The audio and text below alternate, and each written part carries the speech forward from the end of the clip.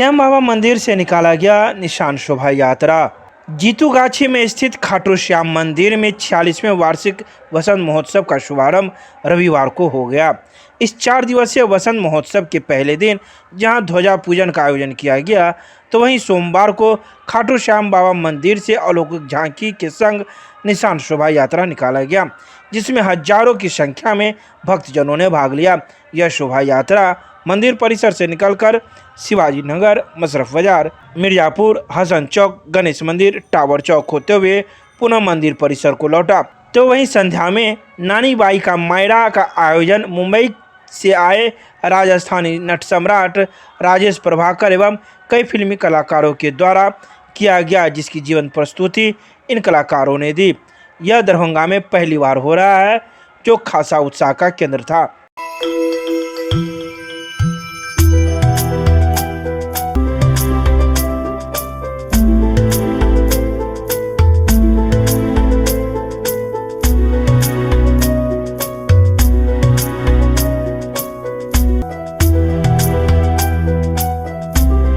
संस्कृत विश्वविद्यालय मुख्यालय पर विश्वविद्यालय के कर्मचारियों ने किया वेतन मांग को लेकर प्रदर्शन। सोमवार को संस्कृत विश्वविद्यालय के कर्मचारियों ने अपनी वेतन को लेकर विश्वविद्यालय मुख्यालय के कुलपति कार्यालय के समक्ष प्रदर्शन किया। प्रदर्शन कर रहे कर्मचारियों का कहना था कि हम लोगों का वेतन आ चुका है, लेकिन उसे विश्वविद्यालय के द्वारा अभी तक जारी नहीं किया गया है, जिस वजह से कर्मचारियों के जीने मरने की स्थिति उत्पन्न हो गई है। साथ ही खाने पीने की समस्याएं भी होने लगी है। कर्मचारियों ने यहां तक कहा कि जब हम लोग इस संदर्भ में कुलपति से मुलाकात की, तो उन्होंने कहा कि हमने आप लोग के वेतन पर हस्ताक्षर कर दिया है। अब यह कुल सचिव के पास चला गया है, लेकिन कुल सचिव मुख्यालय पर मौजूद नहीं थे, जिससे कर्मचारियों में खासा आक्रोश देखा गया। और कर्मचारियों ने यह भी कहा कि कुलपति को नहीं पता है कि उनके कुल सचिव कहाँ हैं। हम लोग का वेतन राज्य सरकार के द्वारा पूरे बिहार को एक साथ प्राप्त हो गया। बिहार के सारे विश्वविद्यालयों का भुगतान जनवरी का चला गया और फरवरी के ग्रांट आने के बाद उसमें एरियर भी 31% जो सरकार के द्वारा वो भी प्राप्त हो चुका है। दुखद तो इतनी की बात है, जो पेंशनर का जनवरी का पेंशन भी नहीं गया है। हम कर्मी को तो फरवरी से वेतन बाकी है और पेंशनर का जनवरी से पेंशन बाकी है। सरकार का एरियर आ चुका है, उसका जो है डीए का भुगतान करने का भी आदेश प्राप्त है, लेकिन न पेंशनर को पेंशन जा रही है और न हम लोग को वेतन मनी जा रहा है। कहाँ मामला फंसा हुआ है? हम लोग तो कहेंगे माननीय कुलपति महोदय को या कुल सचिव महोदय को, उनके दोनों के द्वारा हम लोग का नहीं जा रहा है। यदि नहीं जा रहा है तो कुलपति वैसे पदाधिकारी पर संज्ञान लें जो क्यों नहीं जा रहा। हमारे विश्वविद्यालय में कोई पदाधिकारी आज नहीं है। अच्छा, इसकी सूचना है जो कहाँ है, छुट्टी में है कि एरियर में है कि कहाँ है, कोई किसी के बारे में जानकारी नहीं है। विश्वविद्यालय खुली हुई है, आज खुली हुई है, लेकिन कोई पदाधिकारी नहीं। माननीय कुलपति महोदय कहीं कार्यालय आकर के कहीं गए हैं और बाकी उनके अंदर का कोई भी पदाधिकारी आज विश्वविद्यालय मुख्यालय में अभी नहीं। आज क्या हम आज से कम बहिष्कार करेंगे, जब तक वेतन नहीं तब तक कोई कम नहीं। कुल कितने महीने का वेतन बाकी? हम लोग का वेतन तो ऐसे सरकार के द्वारा फरवरी का ही आया है और 7 महीने का डीए डिफरेंस का जो 31% का उसका आया हुआ है और पेंशन वाले को 2 महीने का पेंशन बाकी है। रविंद्र कुमार मिश्र, बिहार राज्य विश्वविद्यालय कर्मचारी महासंघ पटना संगठन मंत्री और कर्मचारी संघ प्रवक्ता। जनवरी का दरमाहा जो है राज्य सरकार द्वारा दे दिया गया है 30 तारीख। 31 तारीख को LNU का भी चला गया दरमाहा, लेकिन हमारे यहाँ अभी तक दरमाहा नहीं गया है। आज हम लोग बाध्य होकर माननीय कुलपति महोदय के समक्ष आए कार्यालय में, लेकिन उनके PA से जानकारी प्राप्त हुई कि कुलपति महोदय नहीं है। हम उनके PA से कहे कि फ़ोन लगा कर पूछिए कि कहाँ है। वो फ़ोन लगाए तो बोले कि हम नहीं हैं, सो हम तो कर दिए हैं ऑर्डर, लेकिन रजिस्ट्रार साहब द्वारा नहीं जा रहा है। तो हम लोग पूछे कि रजिस्ट्रार साहब कहाँ हैं, छुट्टी में है कि कहीं गए हैं काम से। वो बोले कि ना हमको छुट्टी का दिए हैं आवेदन और ना हमको जानकारी भी दी है कि कहाँ गए हैं नहीं गए हैं। तो इससे स्पष्ट अथी होता है, साबित होता है कि रजिस्ट्रार अलग चल रहे हैं और कुलपति महोदय हमारे अलग चल रहे हैं। ये भी तो साबित हो रहा है कि सब यहाँ अपने मन की कर रहे हैं। मन की कर रहे हैं, किसी को कोई सभी आदमी अपने अपने मन का काम कर रहे हैं। कर्मचारी छुट्टी भी ले तो लिखना जरूरी नहीं समझते, कुछ नहीं जरूरी समझते। जब VC साहब उनके PA को बोले हैं, फोन पर स्वयं बोले हैं कि हमको रजिस्ट्रार के बारे में कोई जानकारी नहीं है, ये कहाँ है। तो जब उनको जानकारी नहीं है तो किसको जानकारी रहेगी? हम लोग को जानकारी रहेगी? यानी विश्वविद्यालय का नियम को ताक पर रख दिया। एकदम ताकों से ऊपर है, ताक से भी ऊपर रख दिया गया है इसको। आज आप लोग क्या कर रहे हैं? आज जब तक हम लोग का दरमाहा नहीं मिलेगा तब तक जो हम लोग काम नहीं करेंगे। अपना परिचय दिए। सुनील कुमार सिंह, सचिव विश्वविद्यालय, संगठन मंत्री, बिहार राज्य विश्वविद्यालय पटना। केमिस्ट्री क्लासेज रुहेलागंज सब्जी मंडी कैदराबाद दरभंगा। हमारे यहाँ होती है IIT, JEE, medical, 11, 12, BSc honours और सब्सिडरी की पूरी पढ़ाई। संपर्क करें डॉक्टर जय कुमार। मोबाइल नंबर है 9470278724। बीती रात हुए रामनवमी में मारपीट एवं छेड़खानी को लेकर नगर थाना में नहीं हो सका मामला दर्ज। बीती मध्यरात्रि के बाद रामनवमी को लेकर एक युवक के द्वारा छेड़खानी की गई, जिससे मामला उग्र हो गया और मामला तूल पकड़ लिया। आपको बता दें कि यह मामला दरभंगा टावर का है, जहां मूसासा सिटी कॉम्प्लेक्स में एक कार्यरत महिला अपने काम को समाप्त करने के बाद घर जा रही थी। वह एक निजी दुकान में काम कर रही थी, जिसके बाद दरभंगा टावर पर एक युवक के द्वारा उसके साथ छेड़खानी की गई। जिसके बाद महिला ने मालिक को फ़ोन किया। मालिक ने तुरंत पहुंचकर उस युवक को पकड़ लिया और अपने पास बैठा लिया। कुछ देर के बाद पकड़ाए युवक के साथियों को यह पता चला तो मूसासा सिटी कॉम्प्लेक्स के पास जमावड़ा हो गए और हल्ला हंगामा करने लगे। जब मामला नहीं संभला तो युवकों के द्वारा पत्थरबाजी करने लगे, जिसके बाद कॉम्प्लेक्स के कई सामानों को नुकसान पहुंचाया। वहीं यह सारा मामला CCTV कैमरे में कैद हो गया। मौके पर पहुंची पुलिस ने मामले को सुलझाने की कोशिश की, लेकिन मामला सुलझ नहीं रहा था। तभी पुलिस को भीड़ को तितर बितर करने के लिए लाठी चटकानी पड़ी।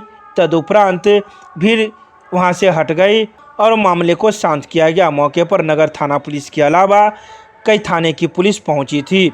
वहीं अब पुलिस इस मामले की पूरी जांच में जुट गई है। यहाँ पर 11 बजे के करीब में एक जो जुलूस जो निकला है झांकी, उसमें 50-60 आदमी रोड़ा लेकर पूरा एकदम शीशा की छापर मारने लगा।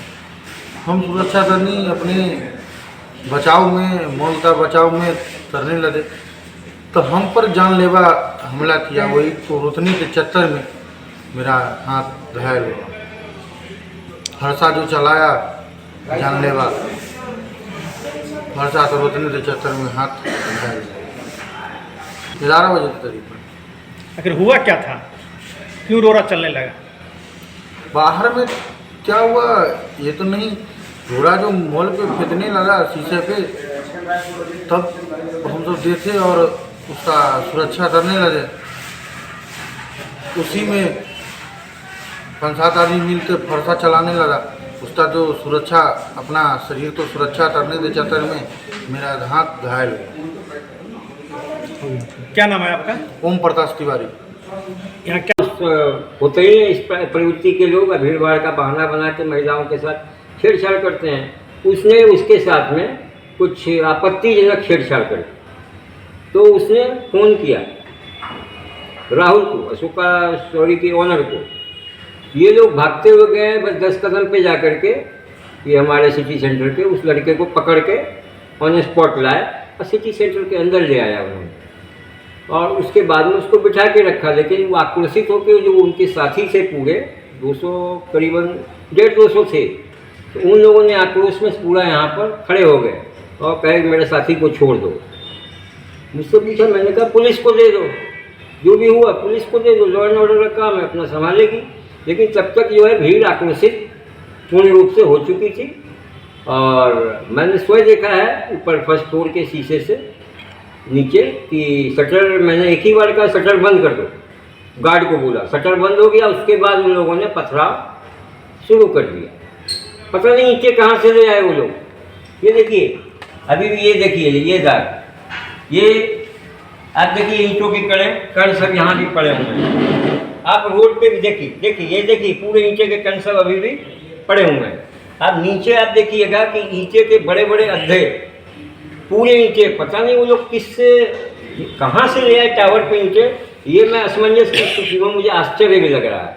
खैर जो भी था, तो ये तो महादेव का मैं सेवक हूँ, कृष्ण का भक्त हूँ, तो कुछ डैमेज नहीं हुआ। अच्छा, उसके बाद क्या हुआ? पुलिस को इसकी जानकारी आपने दी?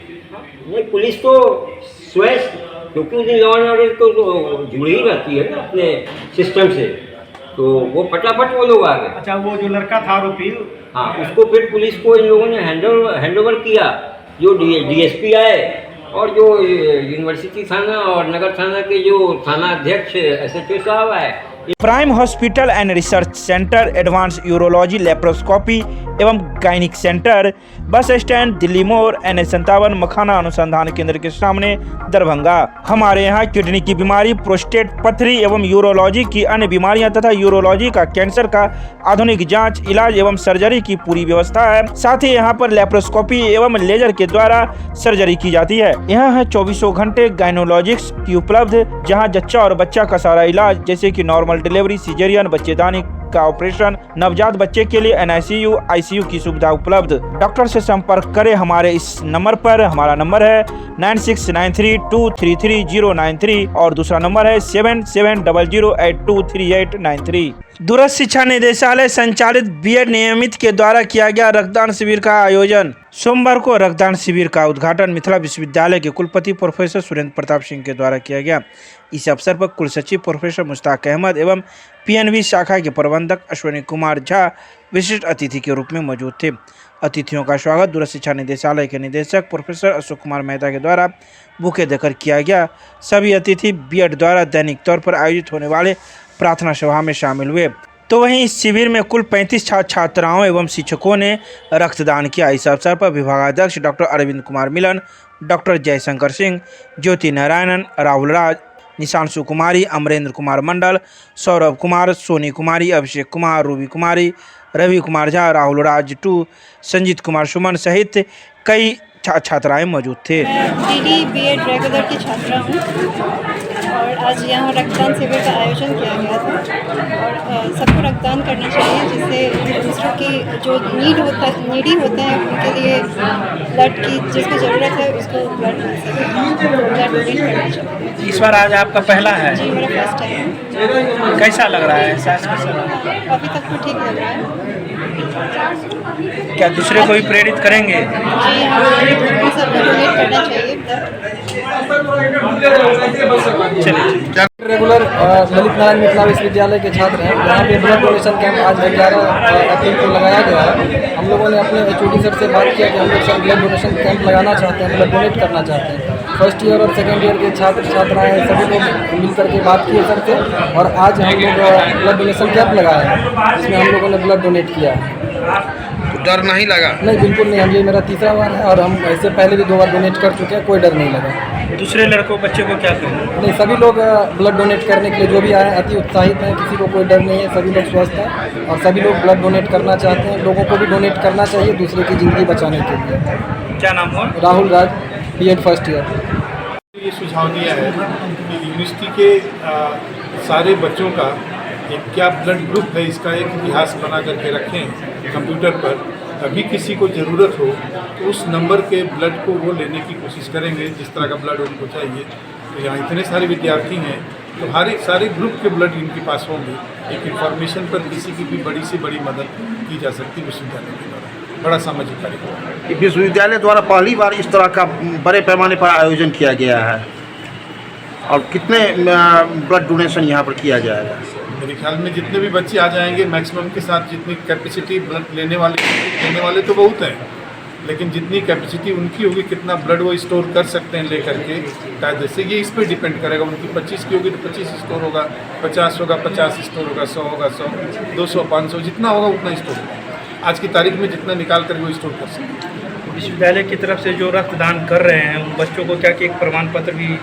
कैसी बात है, वो वही देगा जो PMCH है, उनको एक सर्टिफिकेट देगा। DMCH एक सर्टिफिकेट देगा कि उनके या उनके किसी को भी जब भी ब्लड की ज़रूरत होगी उस सर्टिफिकेट से फ्री आपका ब्लड मिलेगा। सर जन जागरूकता अभियान भी चलाया जाता तो अच्छा रहता, क्योंकि ब्लड देने से मन में होता है कि कमजोरी महसूस होती है। नहीं, ये बच्चे बड़े उत्साह में हैं, इनको मालूम है ये पहली बार भी दे रहे हैं और कई बार दे भी चुके हैं। इनको पूरा ज्ञान है इसका ब्लड से क्या होगा और क्या नहीं होगा। मशरफ बाजार में युवक को चाकू मारकर किया घायल। विश्वविद्यालय थाना क्षेत्र के चुनाभट्टी के रहने वाले रामाशीष शाह के 32 वर्षीय पुत्र रिक्की कुमार शाह को पेट में चाकू मारकर घायल कर दिया गया। राहगीरों की मदद से उसे इलाज के लिए टीएमसीएच के आपातकालीन वार्ड में भर्ती कराया गया। जख्म इतना गहरा था कि उसके आंत भी बाहर आ गए। डीएमसीएच में रिक्की के पुत्र ने बताया कि पापा के साथ जा रहे थे, तभी अचानक पीछे से गोलू नामक लड़का जो चुनाभट्टी का ही रहने वाला है, उसने पापा को चाकू मार दिया, जिससे वे बुरी रूप से जख्मी हो गए। तो वहीं इस मामले को लेकर पुलिस अब जांच में जुट गई है। गली में कहीं वो लड़का मार दिया होता ने कल से। तुम पापा के साथ थे उस समय? हाँ। तो जो मारा उसको पहचानते हो बेटा?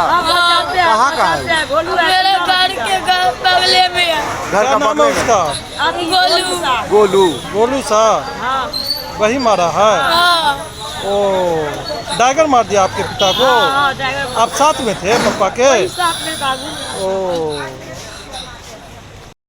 हम टावर पर थे सब समझे। हमको फोन आया कि देखो मार दिया है रिक्की को गोली। हम लोग इसके चादारा हाथ पकड़े और डायरेक्ट लेके आए। इसका नाम ओरिजिनल क्या है? गोलू साहब चिंते हैं। अच्छा, मोहल्ले का लड़का है? हाँ, मोहल्ले का भगीरमान है। का? खराब है, इसका स्थिति उतरी निकल गया है। ओहो, अच्छा क्या नाम है इनका? रिक्की साहब। रिक्की साहब कहाँ के रहने वाले हैं? चुनाभट्टी है सर। चुनाभट्टी नगर थाना क्षेत्र का है? यूनिवर्सिटी थाना। यूनिवर्सिटी। मेरे घरनन का छोरा है, मेरे पति का मार है जान के। गोलू नाम है, गोलू नाम है। मेरा घर चुनाभट्टी है। चुनाभट्टी उसका भी चुनाभट्टी दुर्गा मंदिर घर है लड़का का। वहीं पर मेरे घरनन का छोरा है, उसी ने गोली मार दिया डायगर मेरे पति को। रावत नाम है छोरा के। पहले तो हाँ पहले नहीं, थोड़ा बहुत किसमें नहीं हाथापाई होता है। बस हाथापाई एक साल पहले हुआ था। साल 6 महीना पहले हाथापाई हुआ था। उसका जाले से आके मारा। जाले रहता था वो लड़का, लेकिन जाले से आके यहाँ मार दिया था। ओ बाबू साहब, वो हमारे पति कैसा न हो। चंद्रधारी मिथिला महाविद्यालय के हिंदी विभाग में नवनामांकित छात्रों का किया गया प्रेरण सत्र का आयोजन। सोमवार को चंद्रधारी मिथिला महाविद्यालय के हिंदी विभाग के द्वारा पीजी प्रथम सेमेस्टर सत्र 2021-23 के छात्राओं का छात्र प्रेरण कार्यक्रम का आयोजन किया गया, जिसमें महाविद्यालय के हिंदी विभाग के शिक्षकों ने छात्र छात्राओं को विभागीय एवं महाविद्यालय गतिविधियों एवं क्रियाकलापों के विषय में जानकारी दी। इस क्रम में हिंदी विभाग के विभागाध्यक्ष अखिलेश कुमार राठौर ने कहा कि कक्षावार समय सारणी का विवरण सूचना पटल पर चिपका दिया गया है। पाठ्यक्रम की जानकारी देते हुए उन्होंने कहा कि परीक्षा प्रणाली एवं महाविद्यालय में संचालित एनसीसी, एनएसएस, पत्रकारिता कोर्स, वुमेन सेल इत्यादि आपके हितार्थ महाविद्यालय में संचालित है। आगे उन्होंने कहा कि मनसा वाचा कर्मणा के नियंत्रण, संतुलन, समन्वय एवं छात्रों के सर्वांगीण विकास के लिए विभाग प्रतिबद्ध है। इस पर उन्होंने अपनी स्वरचित कविता का पाठ करते हुए कई बातों का जिक्र किया। सीएम कॉलेज में 13 महाविद्यालयों के प्रधानाचार्य, पदाधिकारी व कंप्यूटर ऑपरेटर की कार्यशाला हुई संपन्न। सोमवार को सीएम कॉलेज के सेमिनार कक्ष में वेबसाइट ऑपरेशन और कॉलेज ऑटोमेशन सिस्टम पर 1 दिवसीय प्रशिक्षण कार्यशाला का आयोजन किया गया। इसकी अध्यक्षता महाविद्यालय के प्रधानाचार्य डॉक्टर फूलो पासवान ने की। विश्वविद्यालय के निर्देश के आलोक में इस प्रशिक्षण हेतु सीएम कॉलेज को दरभंगा जिले का नोडल महाविद्यालय बनाया गया है। इस प्रशिक्षण में दरभंगा जिला के कुल 13 अंगीभूत महाविद्यालयों के प्रधानाचार्य, एसपीओसी, कंप्यूटर ऑपरेटर और प्रतिनिधि उपस्थित रहे। मारवाड़ी महाविद्यालय के संस्कृत विभाग द्वारा आयोजित वेबिनार में अनेक देशों के विद्वानों ने रखे महत्वपूर्ण विचार। सम्राट अशोक के योगदान को रेखांकित करने, उनकी समृद्ध विरासत को सहेजने तथा उनके द्वारा किए गए जन कार्यों को स्मरण करते हुए संस्कृत विभाग मारवाड़ी महाविद्यालय द्वारा गूगल मीट के माध्यम से एक अंतर्राष्ट्रीय वेबिनार का आयोजन किया गया, जिसका शीर्षक empire Ashoka contribution and his legacy था। इस वेबिनार में भारत के जेएनयू, दिल्ली, मुंबई विश्वविद्यालय, संपूर्णानंद संस्कृत विश्वविद्यालय, केंद्रीय संस्कृत विश्वविद्यालय, मिजोरम विश्वविद्यालय, ललित नारायण मिथिला विश्वविद्यालय, भूपेंद्र नारायण मंडल विश्वविद्यालय, राजस्थान विश्वविद्यालय, डॉक्टर हरि सिंह गौर केंद्रीय विश्वविद्यालय, सागर रांची सहित कई विश्वविद्यालय के प्रतिनिधियों ने वेबिनार के माध्यम से भाग लिया। मिथिला विश्वविद्यालय के 8 राष्ट्रीय सेवा योजना के स्वयंसेवकों को स्वास्थ्य मंत्री मंगल पांडे के द्वारा किया जाएगा पुरस्कृत। आज़ादी के अमृत महोत्सव के तहत न्यू इंडिया 75 कैंपियन एवं बिहार सरकार एड्स कंट्रोल सोसाइटी के तहत रेड रिबन क्लब के द्वारा एड्स जागरूकता को लेकर कॉलेज, जिला एवं प्रमंडल स्तर के साथ ही राज्य स्तर पर विभिन्न प्रतियोगिता का आयोजन किया गया था, जिसमें मिथिला विश्वविद्यालय के चारों जिलों के विभिन्न महाविद्यालयों से राष्ट्रीय सेवा योजना के स्वयंसेवकों ने भाग लिया, जिसमें उत्कर्ष मिश्रा, हर्ष कुमार, अंशु कुमारी, दीपा कुमारी, कुमार शिवम राज, मीनाक्षी कुमारी, आयुष कुमार, आर्या कुमारी, इन सभी महाविद्यालयों के स्वयंसेवकों को चुना गया है, जिसे 13 अप्रैल को स्वास्थ्य मंत्री के द्वारा पुरस्कृत किया जाएगा।